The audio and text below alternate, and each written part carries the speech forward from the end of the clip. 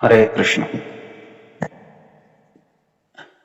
तो 4 आश्रम बताए गए हैं, ब्रह्मचारी, गृहस्थ, वानप्रस्थ और सन्यासी।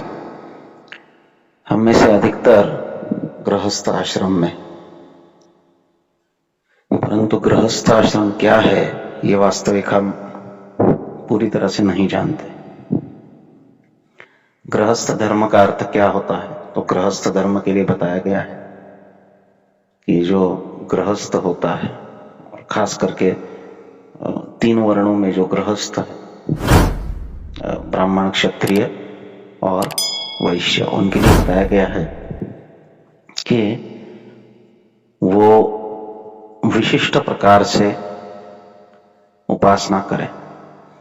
ये उपासना क्या है? तो कल मैं एक प्रवचन में सुन रहा था कि ये कितने कठिन उपदेश है किसी भी आज की परिस्थिति में किसी भी गृहस्थ को पालन करने के लिए। तो कहा जाता है कि जब विवाह होता है पति और पत्नी का, तो वो अग्नि के 7 फेरे लेते हैं। जिस अग्नि के साक्षी से वो फेरे ले रहे हैं, उस अग्नि को घर पे लाया जाता है और एक यज्ञ कुंड में स्थापित किया जाता है। तो ऐसी 5 प्रकार की अग्नियां होती हैं। अन्य 4 प्रकार की अग्नियां अन्य 4 कुंडों में स्थापित करनी होती है, और पति पत्नी ने साथ में मिलकर सुबह और शाम उसमें हवन करना होता है, जिसे अग्निहोत्र कहते हैं। ये भगवान श्री कृष्ण ने भी किया। ये पूरा वर्णन जो है भगवान श्री कृष्ण और भगवान प्रभु रामचंद्र के गृहस्थी के विषय में भी आता है। तो प्रभु रामचंद्र ने भी ये किया और भगवान श्री कृष्ण ने भी ये किया, और इसके लिए दोनों पति पत्नी होना आवश्यक है। पत्नी जो है उसके बिना अग्निहोत्र नहीं हो सकता है, ऐसा विधान है।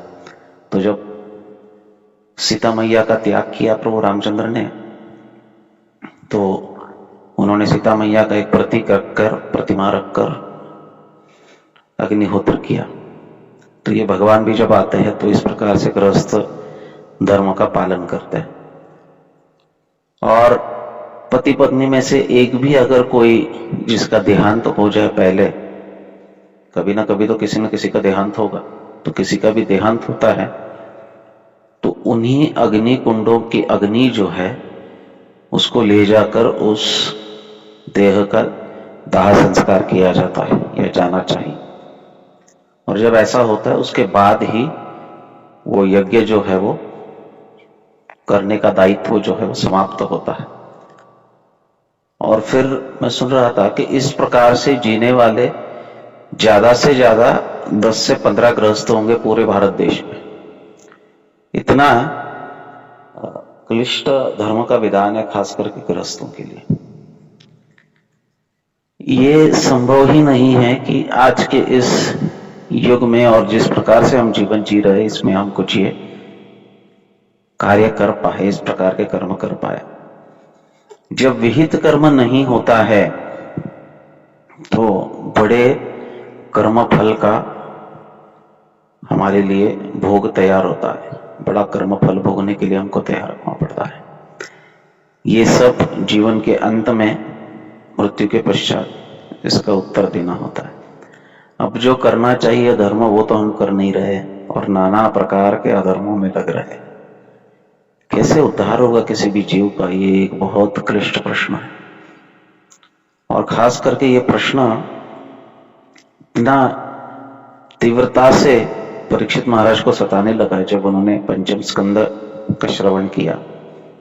तो पंचम स्कंद के अंत में जो नरकों का वर्णन आता है वो इतना भयानक है कि वो सुनकर कोई भी व्यक्ति कन्विंस हो पाएगा कि इस जगत का एक भी जीव का उद्धार होना असंभव है, जिस प्रकार से हम जीवन जी रहे हैं।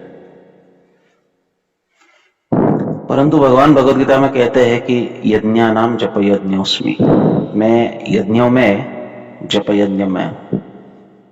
ये कलियुग में अन्य कोई भी प्रकार का धर्म पालन करना बहुत कठिन है, और इसको इतने विस्तृत रूप से, इतने विस्तारित रूप से पालन हम नहीं कर सकते हैं। और इसलिए बहुत आसान विधि भगवान की कृपा से इस कलयुग में हमको प्राप्त होती है। कृतेय ध्यायते विष्णु त्रेतायाम यजतो मुखी द्वापरे परिचर्यायाम कलौ तद हरि कीर्तना। जो सत्य युग में हजारों साल भगवान का ध्यान करके प्राप्त होता था, जो त्रेता युग में नाना प्रकार के यज्ञ कर्म करके हमको प्राप्त होता था, द्वापर युग में वही बहुत ऐश्वर्यपूर्ण विग्रह सेवा करके प्राप्त होता था। कलौ तद हरि कीर्तना।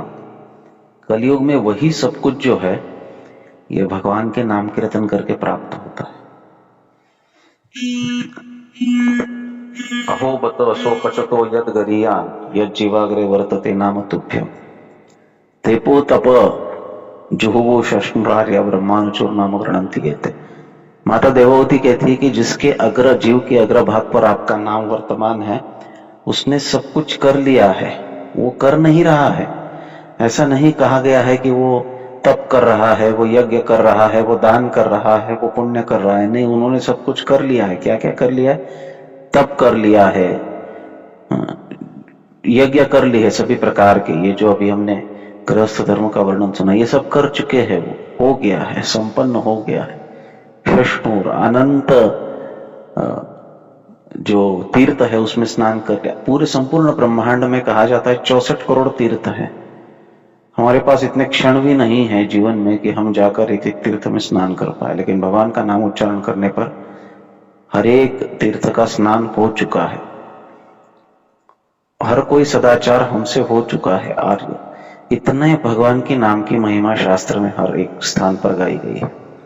अगर कोई भगवान के नाम का आश्रय नहीं लेता है तो उसे इस क्लिष्ट धर्म का पालन करना होगा। उसे इस प्रकार से गृहस्थ में रहते हुए एक एक कर्मों को करना होगा। अगर नहीं करेंगे तो बहुत बड़े दुख का सामना करने के लिए उसे तैयार रहना है। परंतु अगर कोई गृहस्थ अपने जीवन में हरिनाम को स्वीकार करता है, भगवान की सेवा को स्वीकार करता है, गीता भागवत के तत्व ज्ञान को स्वीकार करता है, उनको केंद्र में रखकर अपना जीवन जीता है, नियमित रूप से भगवान के नामों का जप करता है, तो उसे अन्य कोई कार्य, अन्य कोई कर्म करने की आवश्यकता नहीं। क्योंकि शुद्ध भक्ति जो है ज्ञान कर्मादि अनावृत, ज्ञान और कर्मों से अनावृत होती है। तो यज्ञ कर्म हो, तपस्या हो, दान हो, पुण्य हो, ये सब वो कर चुका है।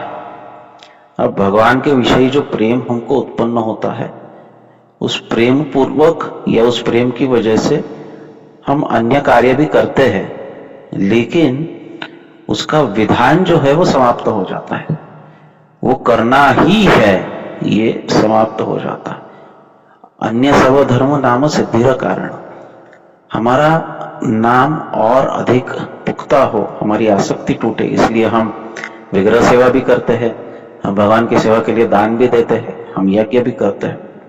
ये क्यों करते हैं? जिससे कि हमारा नाम पुष्ट हो। दान करना भी आवश्यक है, विग्रह सेवा भी करना आवश्यक है। आवश्यक है हमारी साधना की पुष्टता के लिए, हमारी साधना पुष्ट हो। इसलिए ये कंपल्शन तभी खत्म हो जाता है जब हम भगवान के नाम का उच्चारण करते हैं। लेकिन भगवान के नाम का उच्चारण करने के पश्चात जो प्रेम उत्पन्न होता है, उस प्रेमवश हम भगवान की सेवा में लगते हैं और नाना प्रकार से भगवान की सेवा करते हैं। तो सेवा करते हुए भगवान का नाम जो है वो श्रेष्ठतम है। अगर हम भगवान का नाम नहीं लेंगे तो बाकी जो भी कुछ भी करते हैं वो हमारे बंधन का कारण बन सकता है। यहाँ तक कि भगवान की सेवा भी है, वो भक्त्योन्मुख अनर्थों को उत्पन्न करती है। और भक्त्योन्मुख अनर्थ ठाकुर भक्तिनाथ बताते हैं, पूजा मान प्रतिष्ठा की आशा जो है वो मन में उत्पन्न करके वो भी एक पतन का कारण बन सकता है। भगवान के नामोच्चारण से हृदय शुद्ध होगा और भगवान की सेवा में निरपराध रहते हुए भगवत प्रेम भी प्राप्त कर पाएंगे और गृहस्थ जीवन की और गृहस्थ धर्म की पूर्णता को भी प्राप्त कर पाएंगे। यही शास्त्र का विधान है। इसको जो समझ गया वो सुख से जीवन जिएगा, नहीं तो दुख तो हर एक के लिए तैयार है ही। हरे कृष्ण कृष्ण कृष्ण हरे हरे, हरे राम राम राम।